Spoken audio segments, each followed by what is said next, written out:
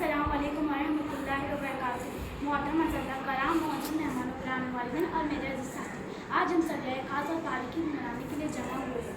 यौम आज़ादी यानी 15 अगस्त। ये दिन वो जब हिंदुस्तान ने 200 साल गुलामी से आज़ाद हुई, जहाँ हमारे बुजुर्गों, हमारे ईमान लाखों गुमनाह शहीदों ने अपनी जान को नज़राने देकर हमें आज़ादी का ये सूरत दी। ये आज़ादी आसानी से नहीं, जिसके पीछे एक तो दास्तान है, जैसे मौलाना अब्दुल कलाम, भगत सिंह, अशफाक उल्लाह खां, सुभाष चंद्र बोस, सावित्रीबाई फुले, महात्मा गांधी जैसे बेशुमार मुजाहिद थे।